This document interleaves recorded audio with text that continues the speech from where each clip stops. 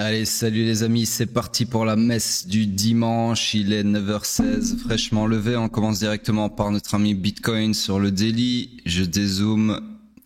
Donc toujours dans une structure swing haussière, structure interne toujours baissière, order flow toujours baissier également ici. Donc du coup, on est toujours dans mon scénario baissier en bleu jusqu'à preuve du contraire, d'accord? Donc j'ai fait le détail de ce scénario hier, avant-hier et encore le jour d'avant. Donc je vous invite à aller revoir ces matinales si vous voulez plus d'explications.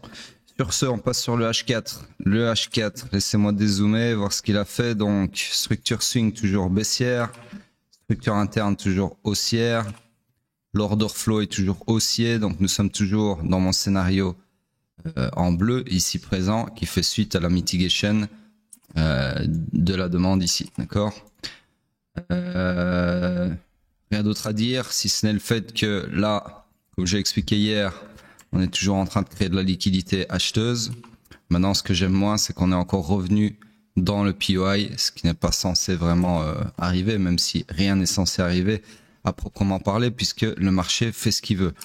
Sur ce, rien de plus à dire. On est toujours, comme sur le daily, par défaut dans mon scénario tracé. Et on attend la suite de ce scénario ou pas. Pour le M15, laissez-moi dézoomer. Donc toujours dans cette énorme structure baissière. C'est moi, je vais regarder un truc. Ouais, donc structure swing toujours baissière ici. Je vais l'agrandir si j'y arrive. C'est la dernière fois que je peux agrandir la structure parce que après je peux même plus voir le lot sur le même écran. Donc ça va être compliqué. Je vais devoir, à mon avis, à un moment donné, la rapetissir arbitrairement. Je vais attendre de voir le prochain gros mouvement qu'on a. Et puis de là, je verrai ce que j'ai et j'aviserai en temps et en heure. Sur ce, la structure interne, elle, est également toujours baissière, d'accord? Puisqu'on n'en est toujours pas sorti.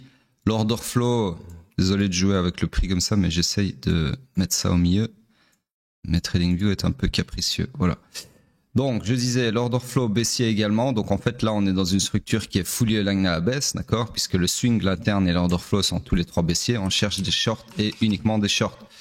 Le POI d'hier, il a provoqué une petite réaction acheteuse ici, mais au final, il a été invalidé. Alors, donc, les shorts qu'on peut chercher en ce moment, ça serait sur ce POI, qui est le POI le plus proche du price action. Donc, éventuellement, chercher des shorts comme ceci, d'accord? Voilà donc pour Bitcoin. Petite remarque ici, donc on cherche des shorts, comme je l'ai dit. Et je vois ici qu'on a suppé le haut de la session asiate, et qui est le carré orange, d'accord.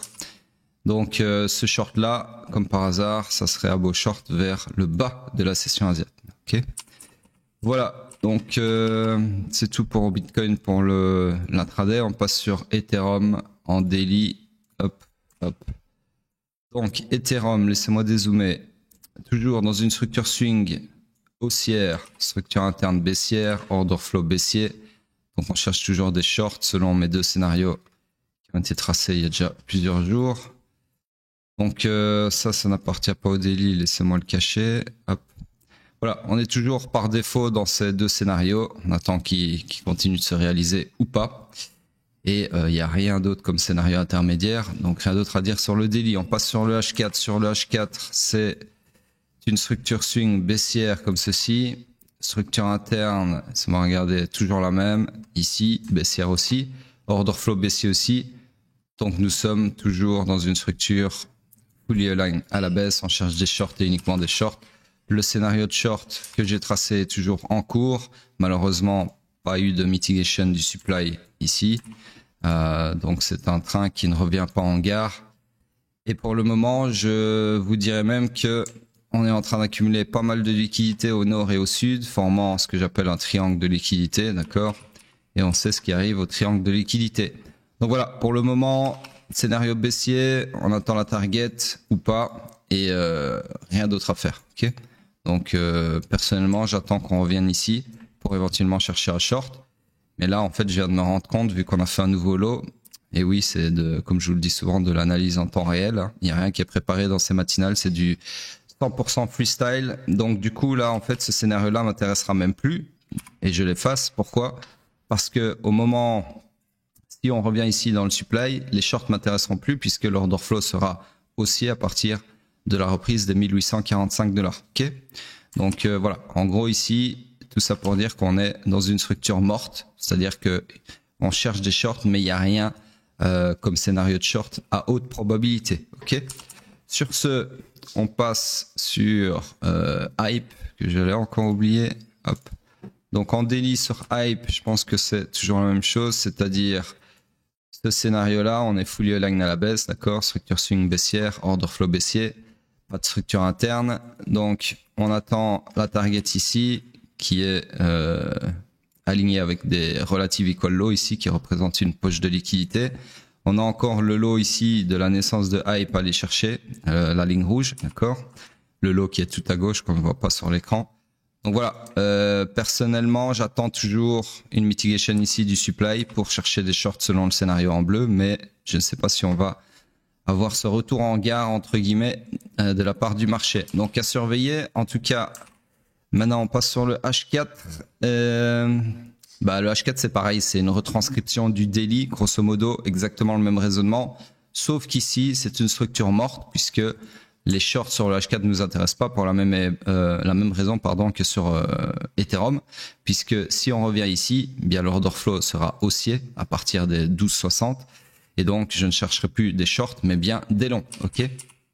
Donc voilà, on cherche des shorts pour le moment mais rien à short, en tout cas rien à haute probabilité. Donc rien à faire sur le H4, comme je l'ai expliqué hier également.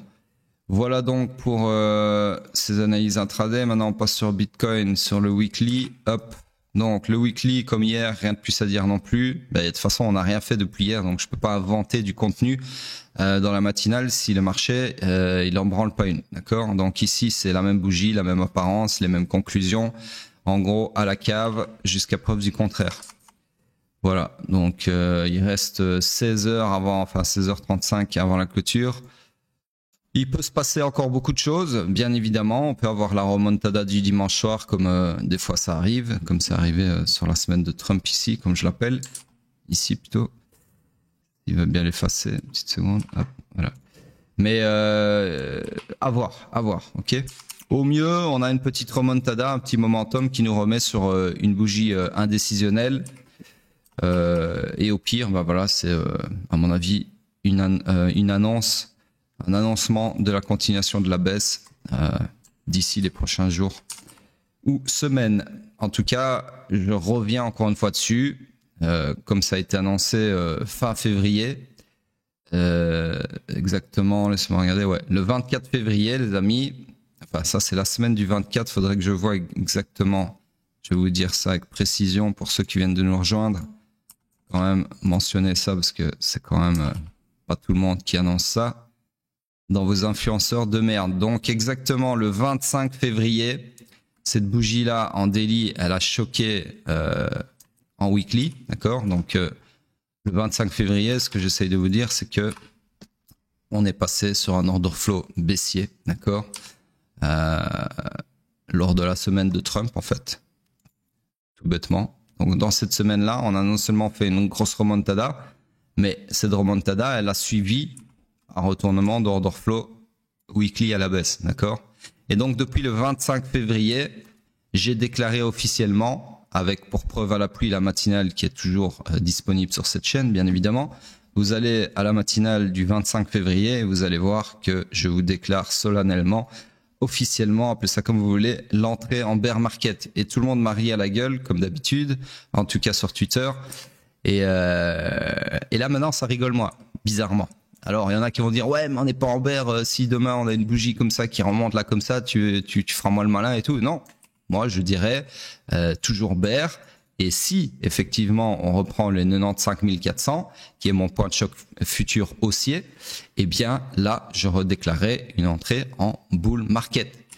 Et non, ce ne sera pas un retournement de veste comme vous aimez bien appeler ça. C'est simplement interpréter le marché en temps et en heure, d'accord. C'est pas parce que on a un bear market, par exemple, admettons, si je sais pas la semaine prochaine on a une bougie, donc comme je viens de dire, qui reprend Je vais vous faire ça bien comme d'habitude. Une bougie verte qui reprend les 94 600 comme ceci. Donc j'aurai un order flow haussier comme ceci. Donc en gros je ne vais pas vous refaire la ligne rose, mais en gros ce serait la même chose que ça, mais avec un petit triangle haussier, d'accord? Eh bien ça voudrait dire qu'on aurait eu un bear market qui aurait duré exactement 42 jours, donc un peu plus d'un mois, on va dire un mois. Mais c'est un bear market quand même, les amis, ok? Donc, on a eu ça dans le passé, en tout cas pour moi. Donc, on a même eu des bear markets entre guillemets d'une semaine. J'essaie de retrouver, ouais, bah ici. Donc ici, vous avez eu entrée en bear market sur la semaine ici, ok, qui a provoqué le choc baissier. Je vais vous zoomer ça un peu plus parce qu'on voit pas grand chose. Voilà. Et puis, vous avez eu la semaine d'après rechoc haussier, donc retour en bull market. Et c'est pas grave, c'est comme ça. On peut pas toujours avoir des bear markets, enfin en tout cas avec cette méthode, comme en 2018. Donc je vais vous afficher tous les chocs. Encore une fois, ils sont pas tous là. Weekly, on va en mettre 100. Hop. Donc voilà. Donc ici, vous allez vous rigoler parce que ce que je viens de vous montrer, c'est où j'ai déjà perdu, c'est ici. Là, on a un bear market d'une semaine. Donc là, il y en a qui se disent, putain, Nostradamus, c'est vraiment un guignol. Il nous parle de bear market d'une semaine. Ouais, sauf que la stratégie de guignol de Nostradamus, aka le choc weekly, ici, elle vous aura donné un bear market de, laissez-moi compter, qu'on rigole. Bah oui, vous avez rigolé, maintenant c'est à mon tour de rigoler. 371 jours, d'accord? Donc un an de bear market anticipé grâce à mon petit choc ici, ok? Donc personnellement, encore une fois, je vais pas tout répéter ici, mais je vous renvoie à la vidéo la plus visionnée de cette chaîne, qui est la vidéo qui explique comment anticiper les tops de bull run, etc. Et vous allez comprendre pourquoi cet order flow weekly est le meilleur moyen, le meilleur instrument, le meilleur indicateur pour anticiper les bulls, enfin pour pas anticiper, pour timer les bull market et les bear market. Parce que oui, des fois ça marche moins bien parce qu'on a des faux signaux entre guillemets, et qui est des bear market d'une semaine comme ici. Mais il y a des fois comme en 2021 et je vais même vous montrer mieux que ça, en 2018. Enfin, je sais pas, ce sera mieux. Non, en 2018 par contre ça a moins bien fonctionné. Autant pour moi. Non, ça c'est 2019. Je me suis carrément trompé de date. Ouais, voilà, 2017, le bull run de 2017, par contre, malheureusement, ici, ça aurait pas fonctionné. Pourquoi? Parce que le top, il était là, et votre premier signal de bear market, il était ici, et on était déjà en bear market depuis des mois, voire des années, laissez-moi regarder. Hop. Ouais. Donc en fait, alors ça, j'étais jamais revenu dessus personnellement, 350 jours, donc ouais, un an, grosso modo, comme en 2022. Non, même plus que ce que je raconte, c'est là le choc haussier. Donc, ouais, 469 jours, c'est long. Donc, en gros, j'allais dire, personnellement, j'avais jamais vu ça. J'étais jamais revenu sur les chocs sur le bull run 2017. Mais en fait, si j'avais été formé, admettons, si là, j'ai mes skills et je suis renvoyé dans le passé et je revis le bull run de 2017, bah, malheureusement, cette technique de choc ne m'aura servi à rien puisque je serais sorti beaucoup trop tard. Donc voilà, de toute façon, il n'y a rien qui marche à 100%, c'est pas possible, ok? Mais si vous allez voir la vidéo, encore une fois, la plus visionnée de cette chaîne, vous verrez que ça marche la plupart du temps et surtout que ça marche très bien. C'est-à-dire que ça vous permet, en tant qu'investisseur, de faire vachement du fric, ok? Et surtout de pas en perdre, c'est surtout ça.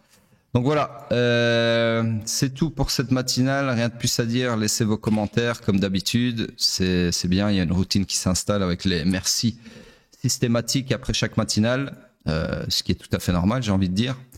Donc voilà, on continue à jouer le jeu. Je continue à poster ces matinales tant que j'ai de l'attraction dans les commentaires et dans le but d'augmenter les vues.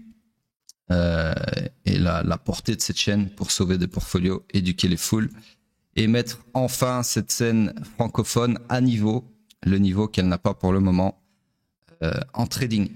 Voilà, sur ce, à plus tard.